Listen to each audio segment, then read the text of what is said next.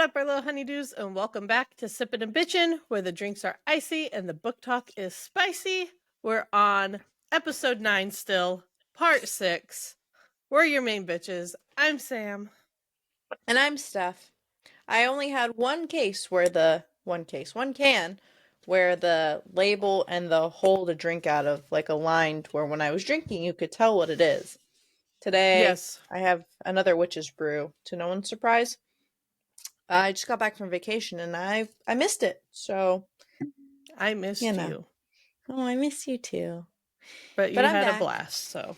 I did. Highlights are on my personal socials, so y'all can go look There's at that. There's lots of pictures. Y'all should go look at it. I petted a goat. I pet a goat. You pat a goat? No, I think it's now the things are wrong. Anyway, part 6. Let's get into it. As I do every episode, I'm going to read the notes to the reader, and then we'll dive into chapter 23. This book contains themes and or discussions that some readers may find difficult to read. While there are no graphic scenes, there is mention of sexual assault, suicide, the death of children, and discussions of verbal, psychological, and physical abuse. If you need to talk with someone about your experiences, there are people waiting to help. And then the resources will be put in the description of this episode. So, as they have been for the past 6 episodes. 5 episodes, whatever. Yes, I actually had to double check that because I was like, am I doing this correctly? And I have been, so go me. I'm proud of you because part of me's been secretly worried that we're saying they'll be in the descriptions, and then we never put them in the descriptions. No, so I do this I'd like to say life hack. It's really just me being lazy, but I've been copying and pasting the description and then altering it to the episode, and I made sure that at the end of the copy pasta that it's in there. So we're good. If you forgot, last week we ended where Penelope is like, Colas is wrong. He's a dumb, big Dumbo head. That's talking about our favorite subject, the thing that gets brought up more than anything else, the prophecy. I thought you were going to say balance, and I was like, technically, yes, but we're talking about lots of prophecy. That too. Lots of balancing, yes. Yeah, so the chapter starts off with her saying, I know what I saw. Wars yet to take place. Cities yet to fall and rise once more. I saw them, in italicized, hundreds of years from now. Longer, a near millennium. I saw her, in italicized, the queen of flesh and fire in the mortal realm where blood trees grow. Oh, it gives things like this just gives me goosebumps. And I just need that book out. So bad. We have so long for us to wait for that book, unfortunately. She also talks about how, because Sarah asks about, you speaking of her and a king, and Penelope is like, they felt like hope. This part he speaks of, the giver of blood and the bringer of bone, I think I know what that means. Blood symbolizes life. And then Sarah's like, bone represents death, which honestly is kind of questionable and sussy. So then Sarah's like, you think that that's referencing something or someone else? And she says, possibly, it makes sense, but what I do know is that what I saw happens in the future. The part that involves the 2 daughters, it is, don't choke too hard. It is they who will remake the realms. They will usher in the end, not Colas. So this is the setup of, obviously, Millie and I was going to say Millie and Penelope, which is not necessarily You're not wrong. But now that we know who Penelope is here, it's hard to call Poppy Penelope normal. It's weird. It doesn't feel right. So then Penelope shares that she's seen most of the gods going into a stasis, a long one. And she was like, I didn't elaborate on that part when Holland and I first spoke to you, Aniktos. I didn't think it was an important detail, which we know is an important detail because, the bridge, the gap that needs to be bridged is this whole state, what happens during the stasis, who wakes up during, obviously there's like a wake up, go back to sleep, wake up, go back to sleep kind of vibe going on, at Right, least like with we've seen Atis. Eos do it. We've Yeah. seen Nyctos do it. Yeah, it's very interesting. It's all about balance. Yeah. Sorry, I have to say that 10 more times. But then she says what's important is that Colas is wrong. What he thinks is the end, that it's him rising. He's wrong. He is. And then Sarah's like, or you're both right. And she's like, what do you mean? And Sarah goes, you believe that the great conspirator was Colas, right? I always thought it sounded like he would reawaken. And you said that the gods go into stasis. Who's to say that Colas doesn't too? And the end you saw is when he awakens. Um, and then she asks about Aiden, and they kind of just see each other in passing. And she's never been to Mount Lotho, not even with Holland, which I'm going to draw a parallel to like Charmed, where Piper and Leo, like, Oh, she yes. she like Yes. doesn't go up there where the elders are. I think they do that like a couple of times throughout the show, but then technically their memories are wiped anytime that they visit. Um oh, maybe Jennifer has watched Charmed. Hey Jennifer, have you watched that's what this reminds me of, because like honestly maybe No, she you're has been right. up there and like she doesn't remember, maybe, or I don't know, it's probably some foreboding Intrigue. thing. Can I tell you how long it took me to realize that her and Holland were an item? Like, I was not getting the context clues at all until later on. Like, once I realized that, I was like, I'm dumb. I not dumb, you're just a Uh little huh. delayed. Shut up. Uh, Anyway, um so Sarah tells Penelope that Aiden had said what he had said before she spoke to Colas, that the war between the primals could only be won once there was blood and bone, and Sarah couldn't shake the feeling that it ties into the prophecy, and they don't really know why he said oh, I'm that, but sorry. You mean the prophecy that talks about blood and bone? I wonder why you think it ties into it. Sorry, continue. it's context clues. Can't really get mad, Sam, when it took you that long to figure out they Shut were an item. up! I And regret telling you because that's going to be the one thing that's not going to be let go. True. Um, she was like, honestly, I don't know, other than it seemed like he was urging me to find a way to prevent war. He said that in all the threads he'd seen, war wasn't prevented, but that me ascending as the true primal of life was changing some threads, which is strange. Why would I be that unexpected considering you, she's pointing to Victor, were made of Victor because you helped create my bloodline. And Penelope's like, but that was just the thread that started yours. Okay, so here's where my brain breaks just a smidge. On Just some here. well, there's this whole concept of the prophecy and like the inception that is Victor, Victor, Victor, Victor, Victor. And you can figure out the spelling of each Victor I've said. Um the Victor has all of his memories, right? Correct. I guess it's not as brain breaking when you don't read from Blood and Ash, period. But now that you know what happens, it's like Victor has all of his memories. The ancients the fates, potato, gave Victor, saved Victor, right? Yes. Which then set up Sarah's bloodline that then ends up as Poppy, that'll usher in the end of the realms, and then on some balance level, y'all know that they had a hand. Like, they have to have a hand in this. Like, Victor But my knew who brain she is broken. was. He had to Like, lie about knowing who she was. Like, they've said that his whole background, he's had to like lie and make up like his background and stuff. but Victor doesn't know. I see, and this is the thing is I guess I don't know who Victor interacts with. So like, wouldn't he know who is pulling the strings? I really, strings and threads. This is too chaotic for me to really I think delineate. even though But he's a Victor, I don't think the Fates confide that stuff into him either. Like, he so, but doesn't know why that is stuff. he? So then my follow up question is how does he become so close with Penelope You know what I mean? Like, he's clearly interacting with some people. I'm not saying he's interacting with the right people, but he has a foothold in somewhere, some way, somehow. I don't know. I don't know. What if These are the thoughts. No, say it. Say it. Say it. I was gonna say, what if he's the one that's orchestrating stuff? But she said we haven't met the one who's orchestrating stuff, so. No, there's no. Okay, so hear me out. Holland I can see him turning bad, right? Uh-huh. Like, maybe he was like playing nice to kind of set her up so that she was quote unquote prepared, but really then he just dives the knife into her back.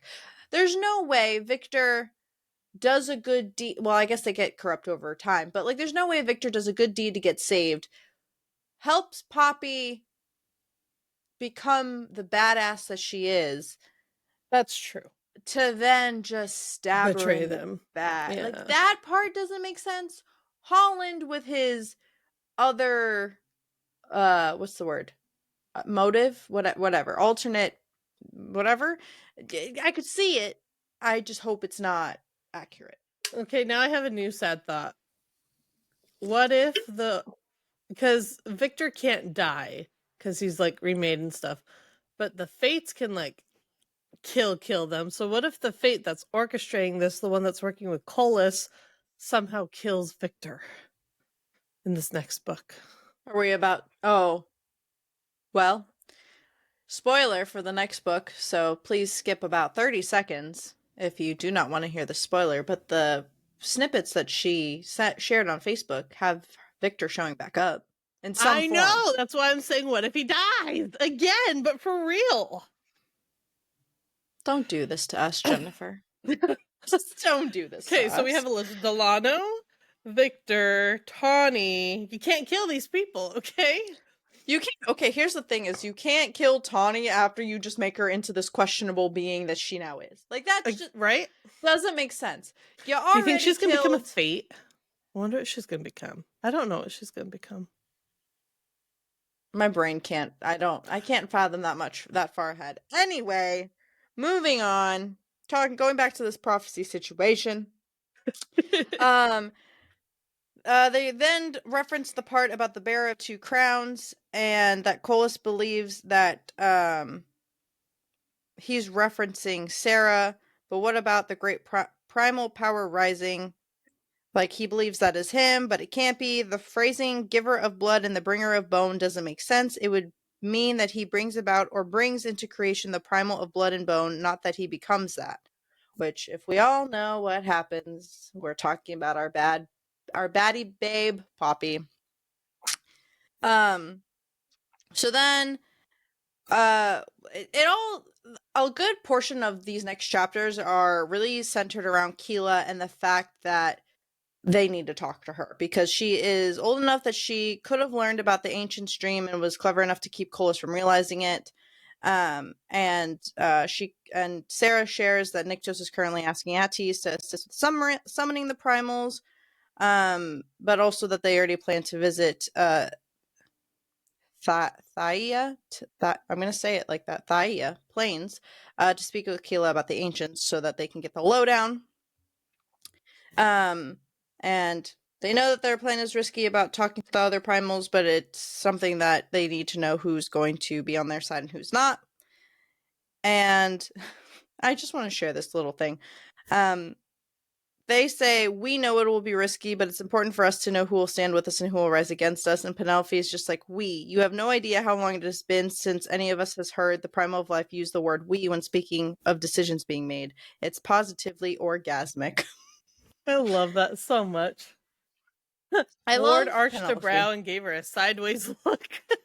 Even he's like, And then he grows up to know Poppy, and that just makes it even funnier to me, honestly. And she's like, so Sarah then goes, there was something else I wanted to talk about. I wanted to ask him about Ethos' plan and Satoria's soul. And Penelope's like, I'm not sure what I can tell you about that, but I can try. Sarah goes, I don't understand what Ethos was thinking when he developed this plan of his. He placed the embers of life and Satoria's soul together to create a weapon that could kill Colas. But he had to know that Colas cannot be killed unless another can be ascended to take his place. Colas made sure that wasn't possible, which is something Ethos knew. I assumed he believed that I, as Satoria, would succeed in killing Colas, and then his son would ascend as the true primal of life, which is a huge risk to take on, just an assumption.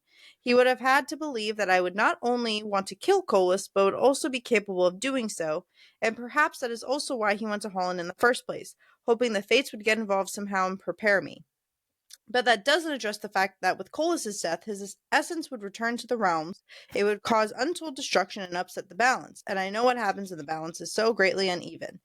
And Penelope goes, that is true, but only if the last of the true embers of death aren't removed from Colas and transferred to another strong enough to withstand the power of them and ascend.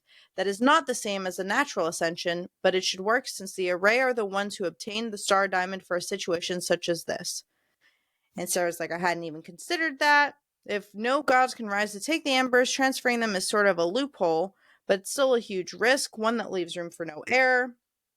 And then she says, and then Penelope says, I think Ethos may have believed that Nyxos would take the embers from you before they were impossible to remove. In other words, Ethos never expected his son to fall in love with the weapon he created for my recklessness, which is Sarah saying that. And then Sarah's like, his plan didn't work in more ways than one. I'm not Satoria. Her soul only resided in me. Even if everything else had gone as planned, I may have been able to weaken him, but not kill him. Did Holland not tell you? He had to know that I wasn't her. Attis knew, so did Callum. And then Penelope is like, there's only so much that he can tell me unless I happen upon the information myself, and even then he must walk a fine line regarding what he confirms. Which is That's a weird crazy. How relationship. can you be? That's what I'm saying. Like, especially when bad shit can happen, I don't know if I would be okay with that. Like, That would be annoying to me, to be a primal of wisdom and isn't she the primal of wisdom and prophecy or something like that? prosperity, something like that. Oh gosh, I'll have to look up what she is now. But if being the one that's like into wisdom and like knowledge and stuff like that, not being allowed to have my thoughts confirmed or denied would be so annoying all the time. Yeah, I just don't know how you can have a wisdom, loyalty, and duty. Oh, I think I was no. mixing Eos and her, but I just if shit goes bad, I just don't know what to do with that. I really don't. It's a hard relationship. Agreed. It's a very interesting one. Turning the page. Ati said the fates could have intervened and made it so Satori and I were not one and the same as a way to restore the balance, but I got the impression that Holland believed I was Satoria, and Penelope's like, as did I. So I'm confused. This is where Holland could be a baddie, because he could just be like faking everyone. He could just walking that fine line. I'm putting it in air quotes for those that are not watching the video. But really, he knows. I just, in my head, I don't know. I don't don't know. like where this is possibly going. Continue. Me neither. So then Sarah tells Penelope that Satoria's soul is in the star, which means that using the star to transfer any embers anytime soon is out of the question. And then Victor chimes in and goes, back to the part about Ethos's plan. I know I don't know much, but what if we're wrong about what Ethos actually planned? Sometimes we start off thinking one thing and stick with it despite new information or evidence that points to the contrary of what we believe. And in this case, we believe that Ethos planned for you to become this weapon, armed with the embers and Satoria's soul. But what if we were wrong about what he intended? I have to admit, I too have a hard time wrapping my head around all the risks Ethos took, though I never even met the man. But he was also very smart. This plan we believe to be his, it's full of so many holes I could fall through it. What if this, or a part of this, is what he intended all along? That either you or Satori ascended as the true primal of life, therefore truly making you the weapon he intended, one that could go toe-to-toe with Colas and make sure another could take on the embers. Okay, so hear me out. this is a very long game plan. If this is Ethos' plan, this is so long game that, like, longer Thousands than of we years. originally, that we even thought. Like, I mean, Victor's pretty smart, so I'm not saying that he's wrong, because I think he's kind of right. But Colas knew how the star worked, and he knew we had it. He'd even said that Ash would be clever enough to figure out its importance. Colas would expect us to use the star against him, and for Ash to take the true Primal Death Embers. So Sarah wasn't a threat to Colas, but Ash was.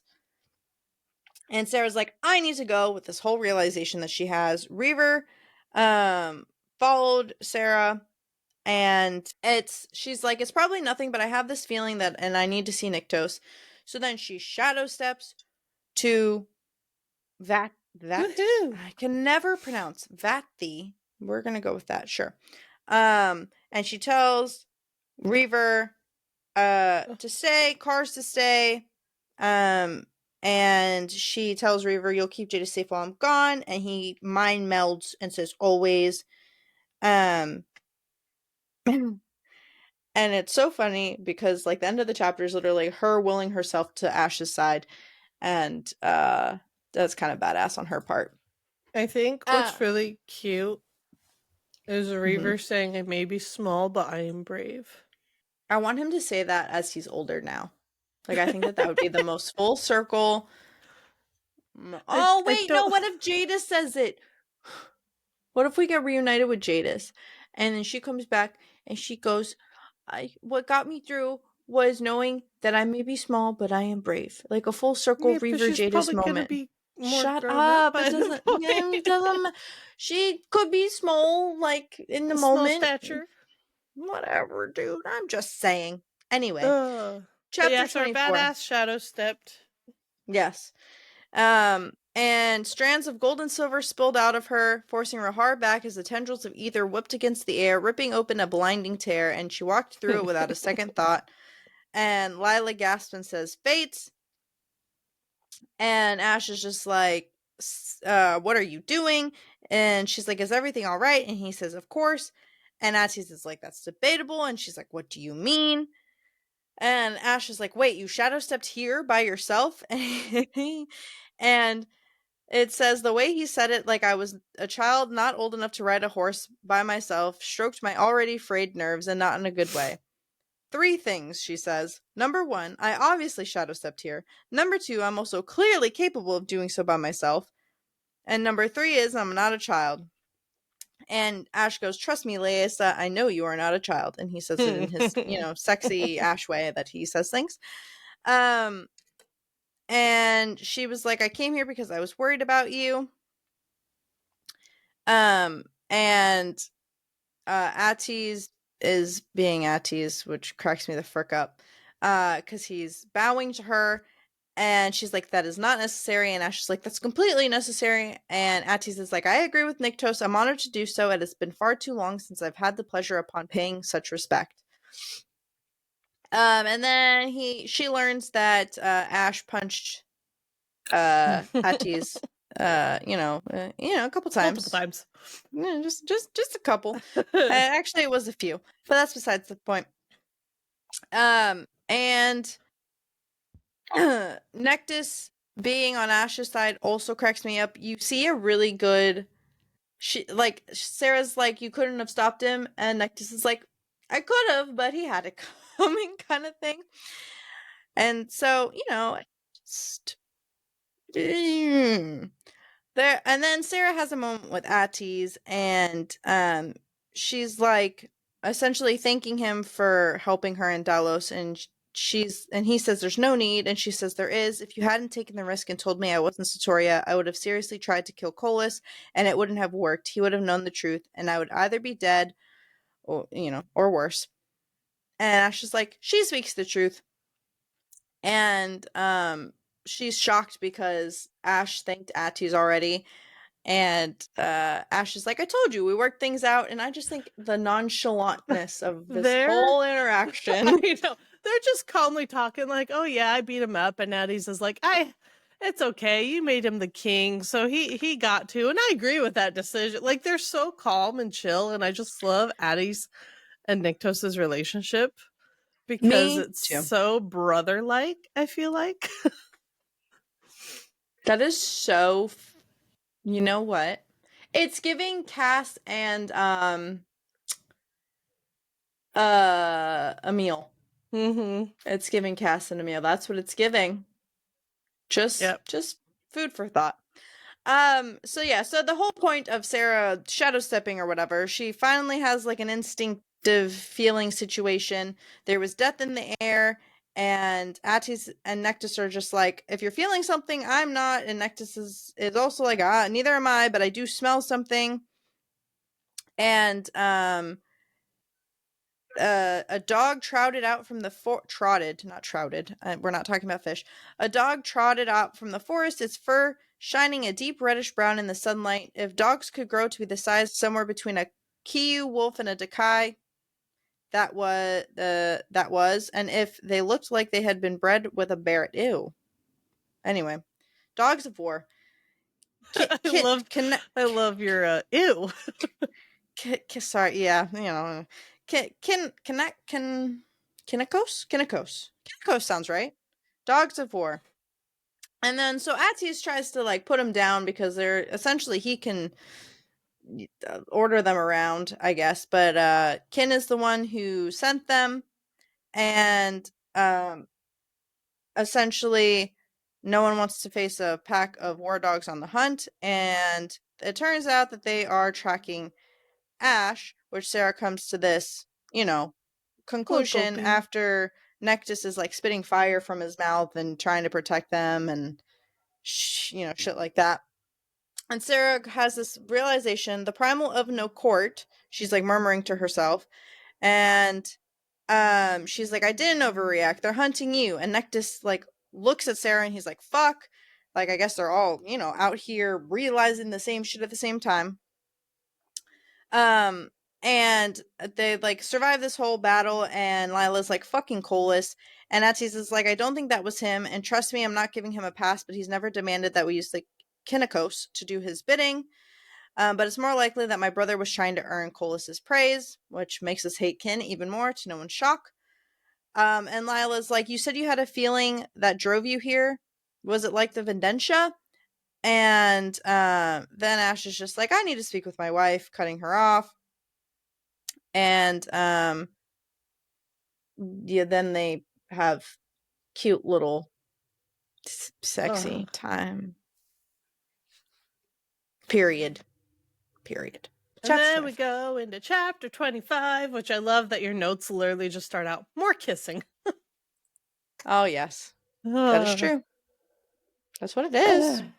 Yes, because they're there saying he's saying that they need to talk, and she says talking is clearly not what you're communicating. And he says, I suppose I need to work on that. Yeah. Yes. I love how he says, I know you were upset when you saw Addis's face, but I didn't hurt him too badly. Which in the grand scheme of primals, like, he's not wrong. No, he's not. So they're doing this kind of like they're talking, but their hands are not talking. Hands typically don't talk, Sam. Their hands are not helping with the talking. Shut up, you know what I mean. They're trying to talk, but also doing other things while they're talking. I'm trying to find the talking bits in between. Yeah, a lot of it is like, you taste like sugar. Oh, well, you're so brave. Oh, you're it's very compliments with a side of actual real conversation. Yeah, like this part, she's like, I can tell you're fond of these pants, but you need to behave responsibly at the moment, so I need you to forget about them. Yeah, pretty much. And then she asks what Addis thought about wanting to meet with the primals, and he said he thought it was a good idea, and that if he heads out when he said he would, we'll hear with him within a day. And she's saying that's quick, and he thinks Layla will go with him. Yes. I was just gonna say, which is going right into this Layla point. I think that their relationship is very I really hope that Jennifer dives more. I know that Atsiz isn't like the main character, but he kind of is a main character, so I hope that he dives into what happens during Atti's stasis when he wakes up, who he has kids with, what happened to his old kids, who, like the whole thing. I hope we get like a So nice much to little wonder about. timeline. Yeah, Yeah. for sure. He says, before you arrived, she offered to back him up in case of any problems, and he eagerly accepted.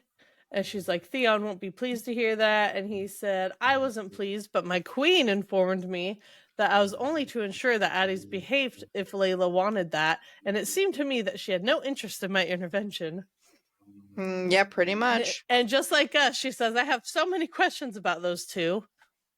Yeah. Well, Apparently they had a thing some time ago, which we already know that could have been like months ago or years ago. To them, it's the same thing. centuries ago, really, for that matter. And it end well, and now Sarah's worried if she's safe with him. And he says, a part of me wants to say no just to see what you would do to Addie's. I'm sure it would be bloody and violent. But you said we needed to be responsible. Layla is safer with him than she is with anyone else. So as much as he doesn't like Addie's but likes Addie's, he knows that he's safe, a safe person for her to be with. Which I think is really like, I wonder where the line. I mean, obviously, I guess over time their relationship has not their bond, but like their trust for each other has grown stronger. But at some point, like he already had these preconceived notions about Attis, especially when like he already must have had some inkling about Lila and Attis. So I'm wondering, like, when, not when that changed, but like, I wonder when he first suspected something. I guess. Because I feel like it's been a while, but maybe it hasn't been. Who really knows? But I love them regardless. She goes on telling him, you shouldn't have punched him 3 times. He said it was 4, and then she says you probably shouldn't have corrected me about that. And he said it wasn't entirely intentional. My arm may have moved on its own at some point. Addis deserved it. He knows that. And she says, but he can't keep deserving it every time you see him. And he says that's debatable. And then he he likes it when she's annoyed. True. He said, Addie's and I talked through things and came to an understanding. And she said, but not forgiveness. And he said, forgiveness is nothing more than a benefit to the forgiver because it is easy. It does very little. Understanding is much harder. It allows for a chance to move forward, which is what we will do. That is a part of, this is one of those rare times where we see Poppy, like some of the things she gets from Nyctos in Poppy. Like you see how she's alike to Sarah. This is one of those times where you see how she's alike to Nyctos. Because she has said that, like, what will forgiveness do? It's understanding his motives that I feel like is more beneficial, kind of thing. I think they say something very, like, I think this line is very similarly said in From Blood and Ash, and I really want to go back and find it. But anyway, yes, agreed. Yeah. So in those moments, you see Poppy and Nyctos being alike. Mm-hmm. I like it. So yeah, they have the understanding, and he agrees that he should probably apologize, but she knows he wouldn't mean it. And then they start getting to the feeling that they had about going to Vathi and what did that. And she's going on and explaining to him what was going on, that she was talking to Penelope and Victor. And he was like, wait, that Victor? And she's like, yeah, I tried to summon Holland. And he I love how much he knows her. He says, was it because you missed him or was there another reason? And she says both. And I love that. And she's like, I didn't expect you to think of that, of me missing him. And he says, sometimes I forget how lucky I am to have had a kind and involved father. I hate that basic consideration comes as a surprise to you. I wish I could change that. Oh, that's so true and so tragic at the same time. It's so freaking true and so freaking tragic. And And then he says, I'm sorry she didn't answer. And he validates her feelings so well. And like, Mm-hmm. it is sad to see her surprise and his understanding. That's very understandable at the same time, considering how she grew up. So their dynamic is just so sweet. But she explains Mm-hmm. to him why Helen couldn't come, and because the fates are fucked up, and Accurate. he wants to know why she wanted to see him other than missing him. And she says, I remembered something while you were gone. It's about Cola said regarding the visions Penelope had. And they talk about the prophecy, and he's trying to distract her as she continues to talk. But he tells her what they talked about and about Keela knowing something about it, and he says she's old enough to have knowledge about it. And based on what she asked at the coronation, it seems like she heard the phrasing before, and True. she's It's very yep, astute. very astute. Uh, I have to like skip down to where the important lines are because he's being so naughty while talking to her. In true Ash fashion, of course. Of course. They're talking about needing to go see Keela. He I turns her what? I was just gonna say, I think, and you'll get to it here in a second, but I do think it's very. I don't know if Jennifer did this intentionally, but I think it's very interesting that the person who had the epiphany was Victor about Ethos's plan. I think there is something like a foreshadow cloud. I don't know, something about him coming to that realization, him being the one that's making that point, just I just feel like there's a reason for that maybe was or was not intentional. With Jennifer, yeah, who really knows? Huh? I feel like we have so many thoughts, and then we're going I to be mean, totally sideswept by what actually I'm gonna be happens. so mad. So mad. Yeah, it's going to be a whirlwind. It's gonna be something.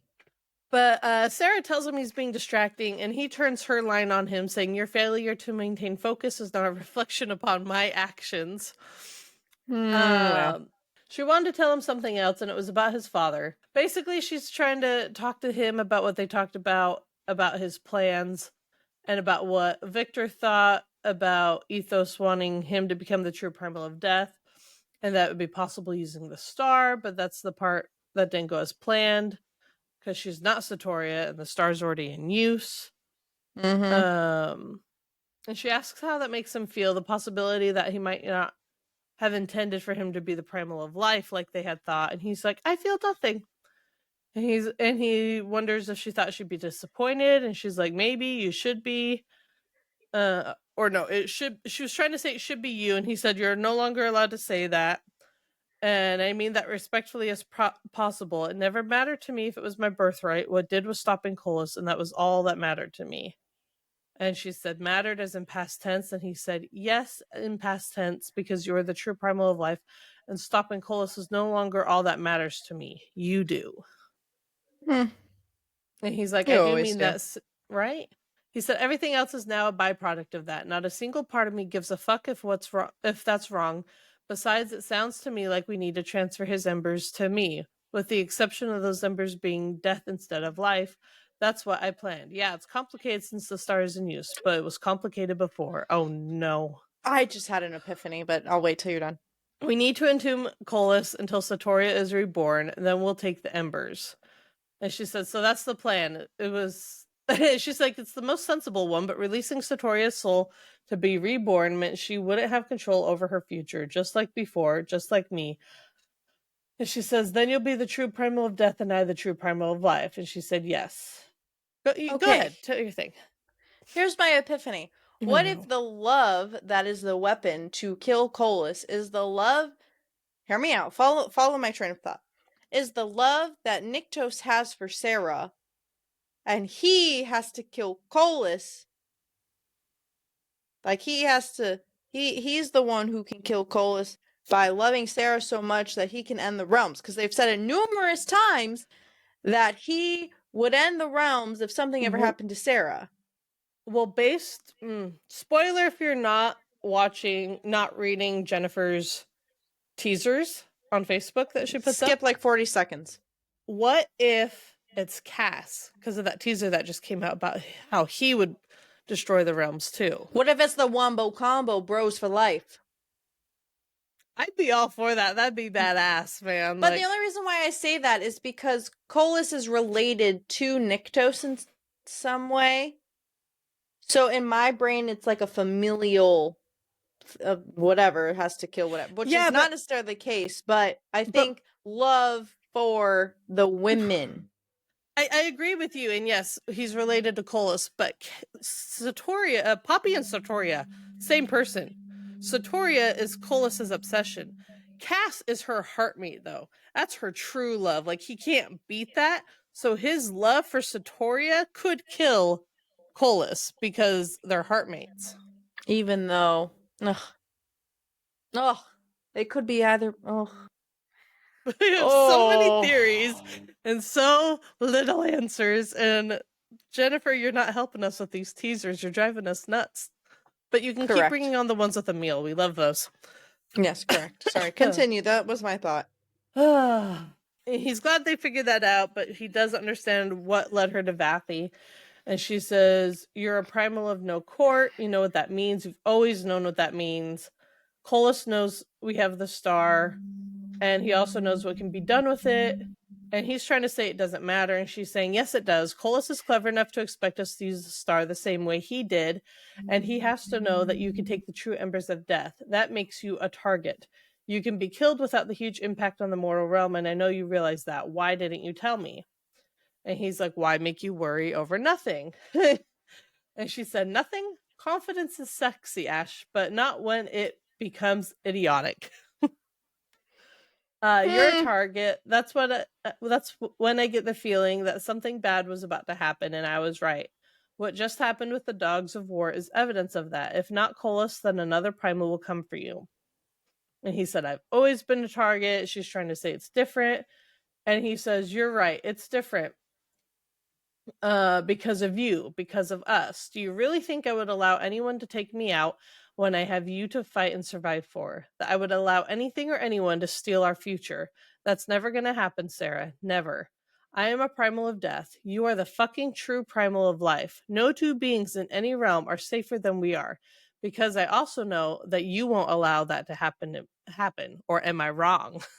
And she's like, no. With anxiety swirling. What a move. Yep. Mm-hmm. She is us. We are her. He says, say it like you mean it. And she's like, I do. And then she says, no, with resolve. And he says, that's my wife. This is such a pretty slip of lace. Did Erlina make many of these? And she's like, I think so. And he says, good. And tears them in half. She goes through too many clothes, respectfully. I know. For a girl that's never owned clothes for herself, they sure are ripping a lot of them up.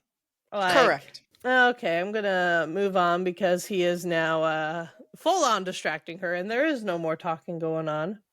Correct. Until the end. He's remembering how close he came to missing her, and then they get down to it some more, and he says, I wish to paint you with you like this. My note literally says, like one of your French girls. Of course it does. Of course it does. She's like, wait, you can paint? Let's see. There's never not a book where someone can paint. Akatar has Feyre. This has Ash. I'm trying to think. Fourth Wing doesn't have anyone painting that I know of. They're all just dying instead. Maybe it's just these two. Anyways, there's always someone that can paint. Hunger Games has PETA. He can paint. I know that because I'm re-listening to it right now on Audible. Oh, don't look at me like that. He says, I can't say I'm any good at it. And she's like, what have you painted? He says, landscapes, mostly Mount Ree, and how the meadows would look if filled with poppies. Sometimes I did portraits. And she's like, I can't believe you're just not telling me. And he says, it's not something I honestly thought of before. Truthfully, it's not something I even thought of until now. I haven't painted in years. Poppies. I know. And she's like, wait, you said you painted portraits? And then she's like, you painted the portraits of your parents. And he says he's not good at it, but these are portraits that she's seen, and they're she feels like it's like exact likeness, even though she's never met them. And he said, when Killis killed my mother, he also ensured that all traces of her were destroyed. My father was too preoccupied with a babe he never planned on rearing alone and grieving to stop it. So there's no portraits of her. When my father was killed, there was nothing left behind of him either. I already had no real image of my mother in my mind, and I knew that as the years passed, I would forget what my father looked like too. I didn't want that. I painted him first, when the memories were still fresh. Then, with Nectus's help, I painted my mother. It was the last time I painted. And I just love that image in my head of Nectus sitting there and just describing his mother to him so he can paint her. I had the thought that it would be cool. So you haven't seen the show yet. That's the next one once you're finished with the wild ride that is season 9 of One Tree Hill. The Vampire Diaries. I knew you You were gonna can say that. touch you can touch somebody, or a couple of the guys can touch somebody, and you can like embed yourself in someone's memories.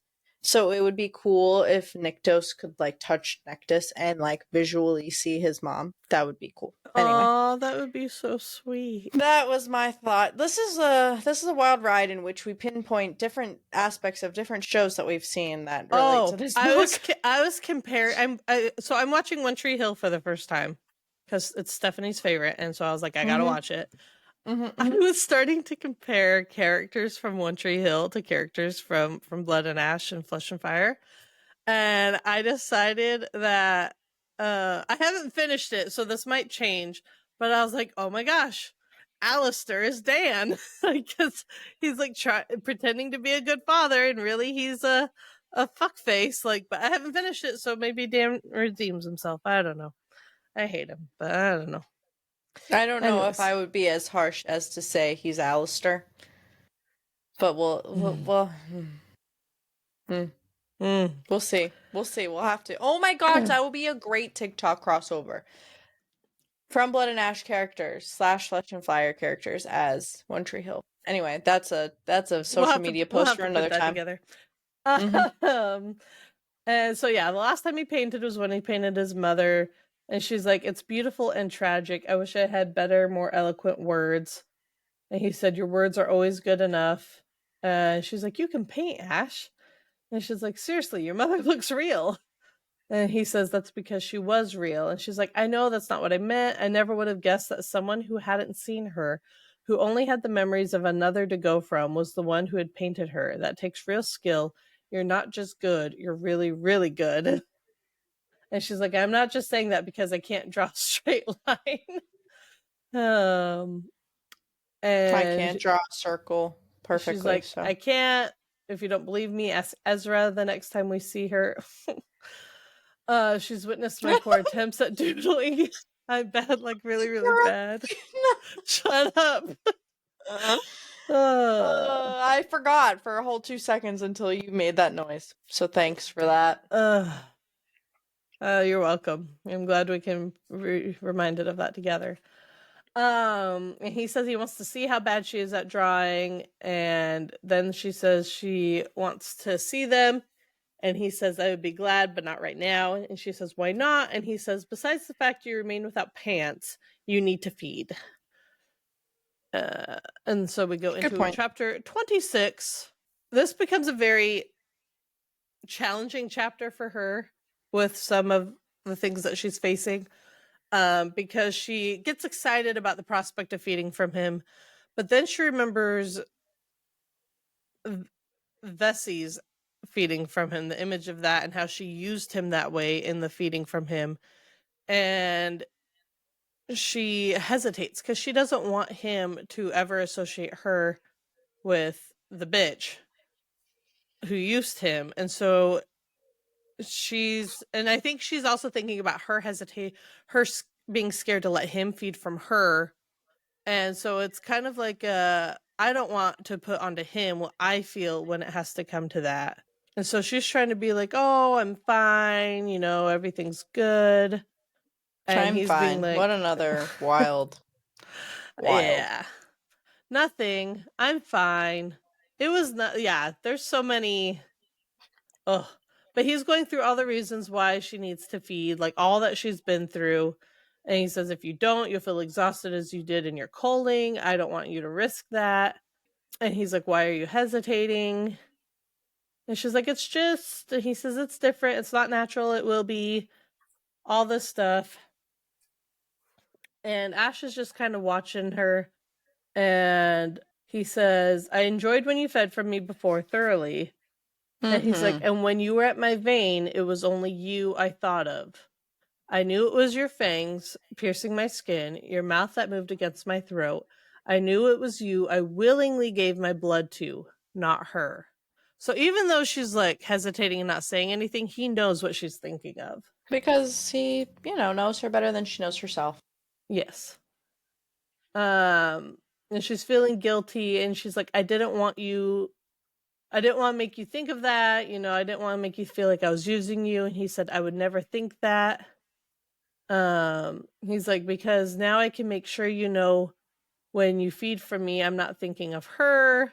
When I'm with you, she doesn't even exist. That's what you do for me, and that's an exquisite gift. Let me do this for you. And so she finally gives in. She bites him. He has to tell her to release her fangs, because when you leave the fangs in the skin, it kind of hurts. So you gotta pull them out.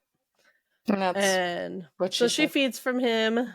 She says, I wanted to keep drinking. I wanted to drown in his taste.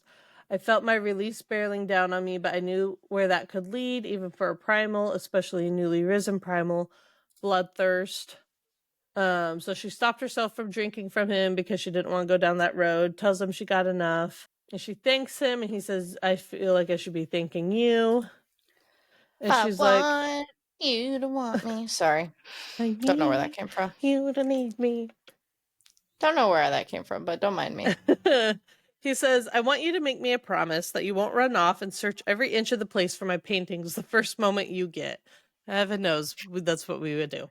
Accurate. And she said, I wasn't planning to do that. And he's like, Liesa. She's like, whatever. And he says, I want to be with you when you see them. And then they say, I love you. And she's jealous of his hidden talent.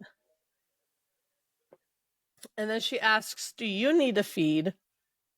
And the moment the question left her lips, a messy mix of emotions swept through me once again. There was a blade-sharp anticipation, partly due to the sensuality of the act itself, but also because I wanted to give him what he'd given me, power and life. But there was something else beneath the longing, something oppressive and choking, fear. And it was so goddamn ridiculous. I had no reason to feel it. Ash had taken my blood at the lake. He didn't hurt me, he never had, and I hadn't thought about my time in Deos then or what had been done to me. There's no reason to assume I would now. And then he says no, and he says his body will make up for the blood she just took.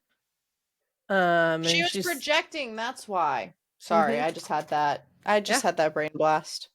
Yep. Don't mind me. He doesn't mention it because he doesn't want her to feel bad. To feel bad about it. But yeah, she's totally projecting it. But he says that he's fine. Because she's been projecting. That's why he knew to go to someone else to get the blood, because he didn't want to pressure her like that. And he says, if I drink from you, I'm going to end up, doing other things to you. And she says, that sounds good. And he's like, yeah, but I don't want to break this couch. It'd be awkward to explain how that happened. he says something very naughty that we love. But he says, naughtiness. Plus, if I feed, we'll never make it to the Thioplanes. And she says, you're right. And she was laughing, but she didn't feel it in her stomach. Or as her stomach churned, the guilt that flared to life the moment I felt relief at Ash's refusal to feed. So there's her having to deal with some of her trauma. Poor her, to be honest.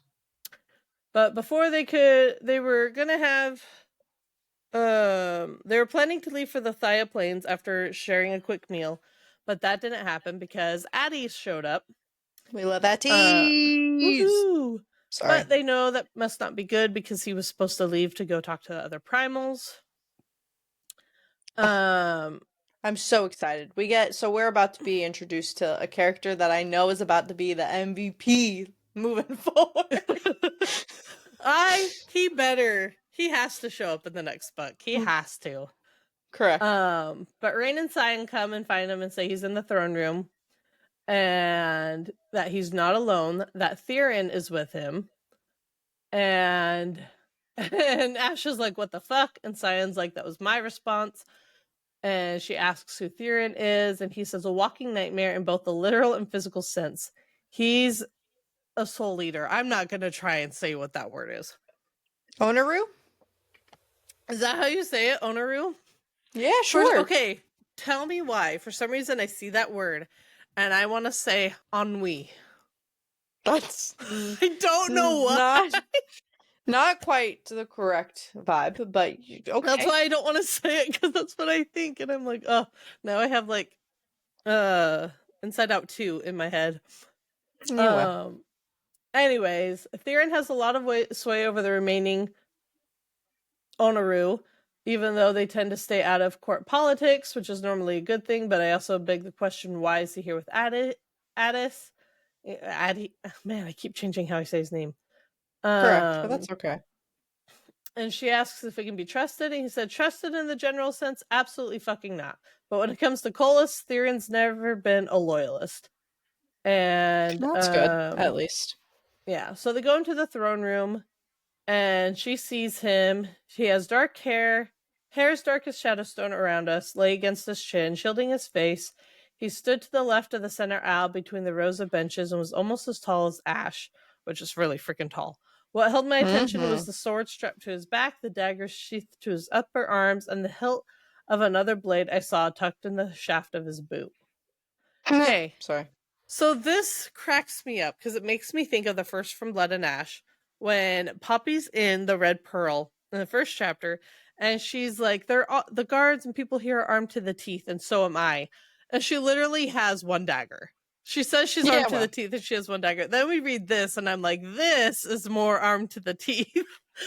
Yeah, pretty much. She said that even Belle would be impressed by it. The man appeared to be in his 20s. There wasn't a single crease or line in his skin, which was a color somewhere between sun-kissed and olive.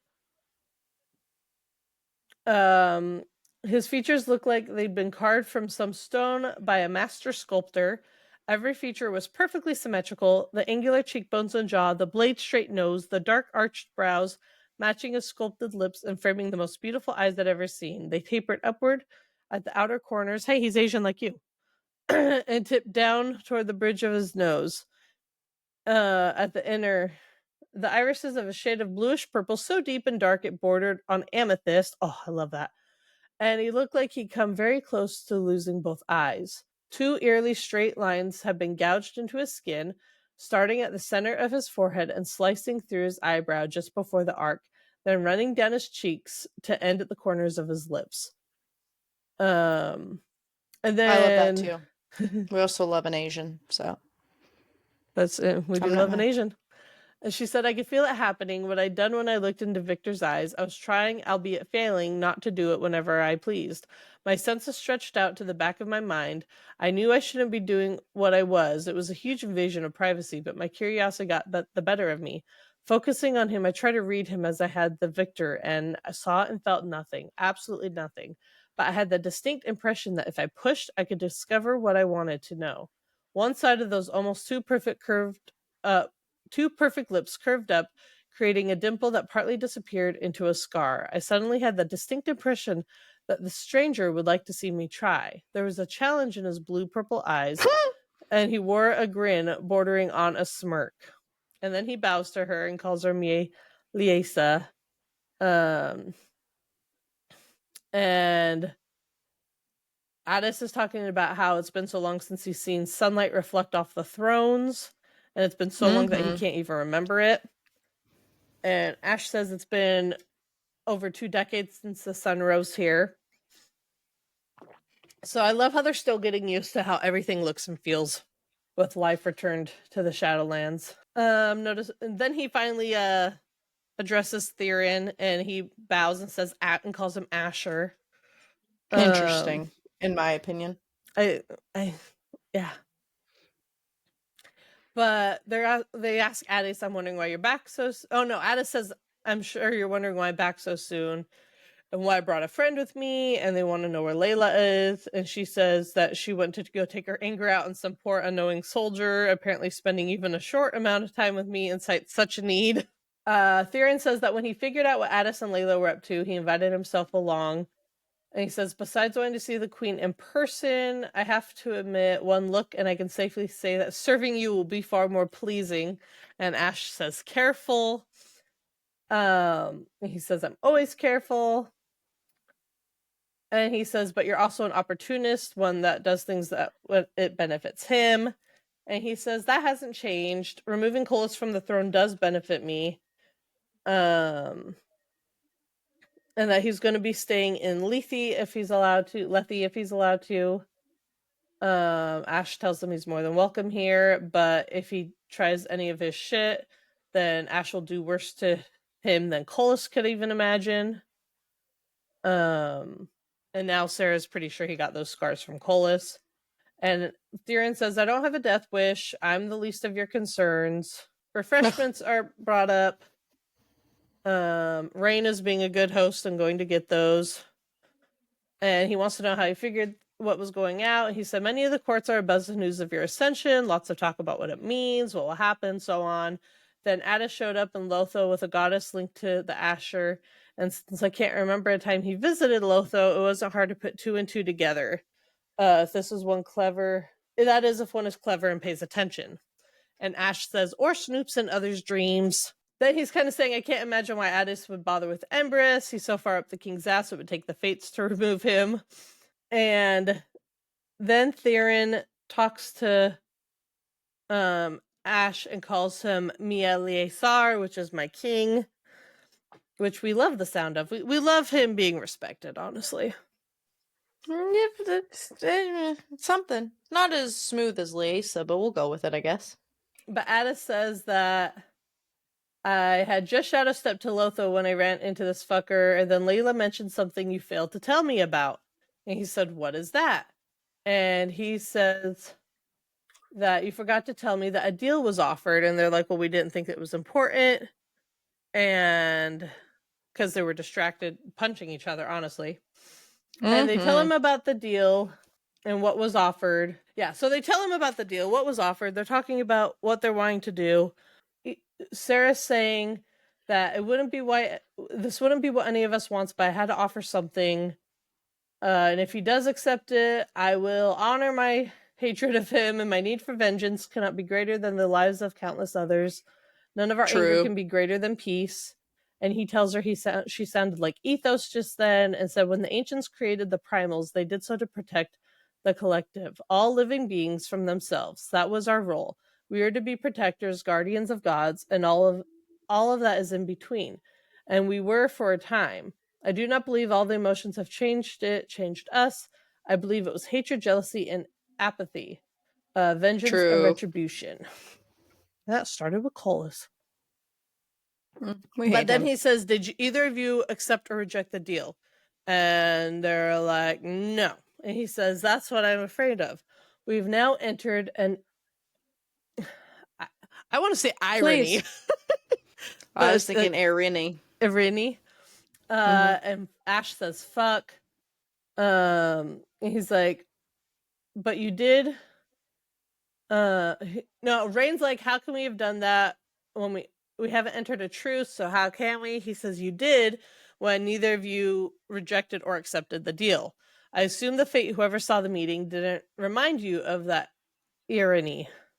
He said, no, he did not. And Theron said, fucking fates. And then we find out there are rules during a truce.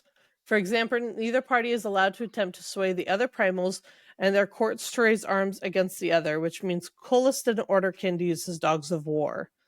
And Addis thinks that Kin just did it to get Colas's approval. Annoying. But a truce has really been needed. It's understandable that it would be forgotten. It didn't cross my mind until Layla mentioned the deal. And then we find out even more that the irony mostly applies to the one who was first offered a deal. So that would be Sarah. And meaning you can't do shit while the same doesn't apply to Colas. And we all think that's Annoying. bullshit. Correct. Like, where's the balance in any of that? If neither of them could do anything, that's fine. But it only counting towards one person, it's like, where is the fucking balance? Addis says, there's even a chance he hoped that neither of you knew about the irony. If you were to proceed with your plan to meet the primals, there would be consequences, and knowing the fates, it would be something really fucked up. And then she's upset that the Vedentia didn't warn her about it, but then it came across because of her actions. And so she's like, what are we supposed to do? Sit around and do nothing? And he's like, you can do anything that does not involve calling the primals to arms, and you cannot attack during the irony. And we find out that they didn't break the irony by involving Addis because he'd already pledged his alliance to her before that took place. So the rule doesn't apply to her. And she says, what about Theron? And he says, you've asked nothing of me. I invited myself along, and I've never been what one would consider loyal to Colas, and he knows that. And he says he knows if he tries to come at me, I'll do worse to him. And she says, what's worse than death? And he said, I'll take his dreams. Oh. And she realizes the impact of that, though. Mm-hmm. Wild. Truly. And Ash is saying it's really convenient of Aiden to fail to mention any of this, considering how understandable it is that an irony would be forgotten, but we have learned Aiden's Aiden. He's playing his own game. Jury's still out on Aiden, to be honest. Yeah. Yeah, I like what Cass calls him in the teaser. It's the nipple pierced fucker, I think is what he called it. Yeah, I think something like that. Something like that. He's trying to say it's not a big deal. You just can't involve the other primals or attack. That's it. And so I can see how they're saying it's not a big deal, but for Sarah, who's just wanting to get this out of her life, she just wants to be done with it. It feels like a big deal because I hate you have to sit around and wait. Like, you can't do anything useful. Ash says we can still proceed to figure out how to entomb Colas. And they go back to talking about the bones of the ancients and the ones they're gonna need. Not Poppy. Sarah thinks that she destroyed most of the ones that are in the prison and the carcer when she released Ash. And they're saying we wouldn't need a lot, enough to make some chains and probably spikes. And they said, oh, sorry. Ugh. As you said, Colas has most of it, but not all. The primals who've stayed in his favor have bone weapons. I have a spear, so does Colas, so does Kin, and I know he has at least one chain, and betting Vestas has some too, maybe even Embers. And she says, are you suggesting we just go to their courts and take it? And Addis says, if it comes to that, yes. And then Sarah feels something throb like a primal entering the building. And Ash says, son of a bitch. Addis says, no, he can't be this fucking idiotic. And then enter through the doors of the throne room, the primal of God of peace and vengeance.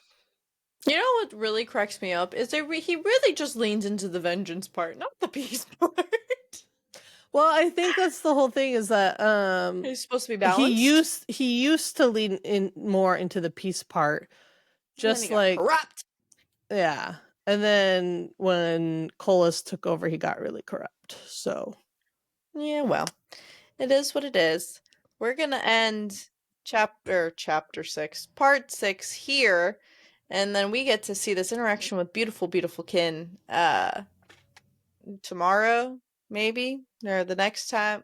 The next episode, you will hear us interact tomorrow with Kin. because we're recording this whole week. But for you guys, I don't know if it will be tomorrow or not. We'll see. It'll be fine. Sippin' and bitchin' on everything. If you prefer video formats, subscribe to our YouTube. If you're already on YouTube, follow us on social media. The web never ends, or something like that. We are everywhere. And everywhere we are. That's creepy. Yes. But what she said, honestly. If you like us, give us a review, share. That's really the best way to support us. True. It'll boost our discoverability, which is, a thing that's hard nowadays on the internet. So do all the things. It's free to share. It's free to like. It's free to follow. And we like that. And we like you. So until the next episode, we'll catch you later, bitches. Bye.